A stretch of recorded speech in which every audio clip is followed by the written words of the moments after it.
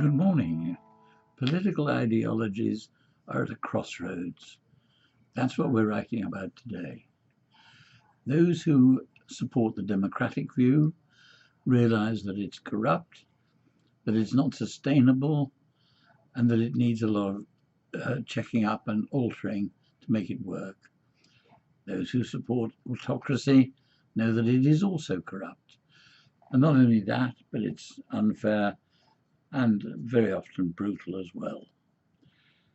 They see autocracy, however, as making money, pulling people out of poverty, which is done very effectively in China, and having some benefits economically for the whole world.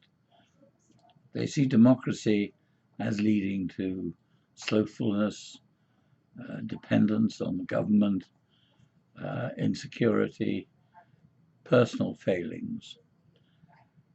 It's interesting that where I live in Singapore, we have a kind of balance between autocracy and democracy.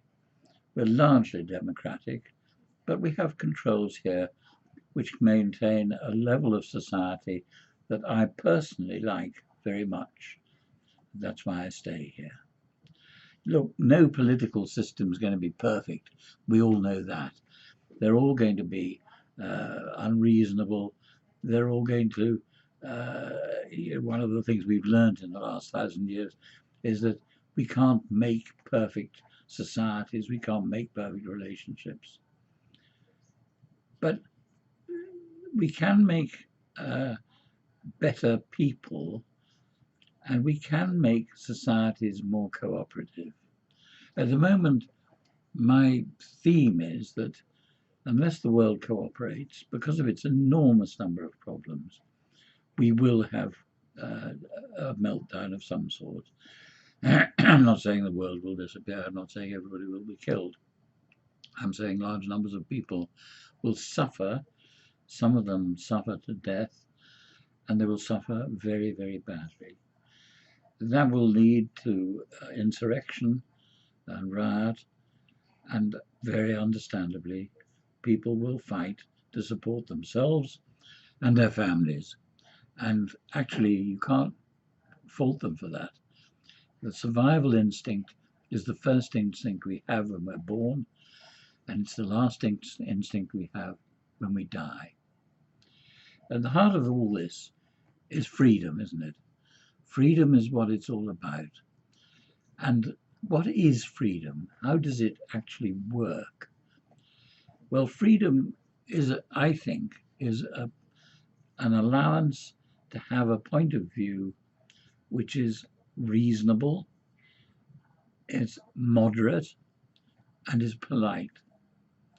I do not think it's reasonable to storm the Capitol in Washington. I think that's unreasonable. I do not think it's reasonable for leaders to incite people to acts which are self-preserving because there's no other way to act.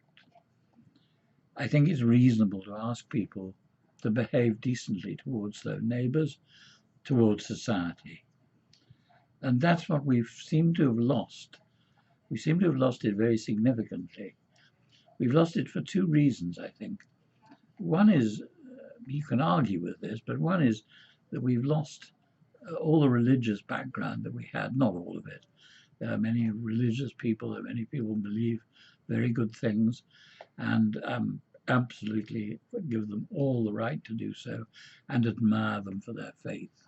I don't have that sort of faith myself, but I think if other people have it, I admire it. But it's got to be reasonable. It's got to be reasonable because, you see, if you have faith, you know that you could be wrong.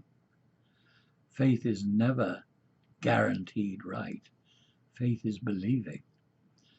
You can't guarantee something you believe in. You can guarantee something you know, but you cannot know faith. Faith is belief. So what do we want? We want people who are going to cooperate and be working together. Now, what we've done is the second thing that's made our society very difficult is that we've processed it. We've turned it into a process. Process is good, Process for having a shower is a good thing to do, to learn. Process for ordering a meal is good. Process for driving is essential. If we don't all drive on the same side of the road, we will have a lot of disasters, won't we? So process is a very important part of our lives, but it's overtaken everything in our lives. And we are now, our education system is a system of process. And it really shouldn't be.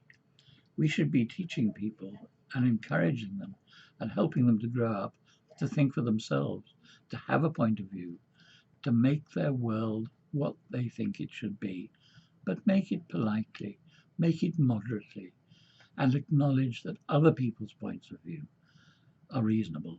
Oh yes, it all sounds very preachy. I'm sorry about that. I can't help that. I don't mean it to be preachy. I mean it to be practical.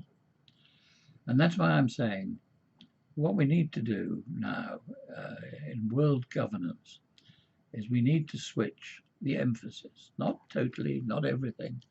We need to switch the emphasis from competition, which has served us very well, done us very well in the past, but we need to switch from that to cooperation. Just look at the world. Look at the clash between Russia and the Ukraine, the clash between China and the West, the clash between the ideologies of autocracy and democracy. Just look at how these things are destroying the world. And we have 10 billion people now to look after. When I was born, we had half the number. When I was born, we had half the number of people in the world. The world, it has a finite capacity. We can't accommodate absolutely everybody. We've got too many people. We know that. But we're not going to shoot them in order to reduce the numbers. We have to make them cooperate. We have to get people to cooperate, work together, and work to a common policy, a common aim. And that aim has got to be economic stability. It's got to be a reasonable amount of economic fairness. It can never be totally fair, but it's got to be reasonably fair. And we've got to have objectives that are attainable and worthwhile. Look, if millions of people are going to starve to death, is it really worth getting to Mars? Frankly, not yet. It will be worth getting to Mars. I want us to get to Mars. I wanted us to get to the moon when John Kennedy said we should, and we did. But at the moment, I want to stop people starving. I want to stop people having terrible lives. I want people to have happy lives. Because actually, the only thing we want in this world is happiness. And it's perfectly possible for us all to be happy. It's perfectly possible. But we have to cooperate. Are you going to help with that? Good morning.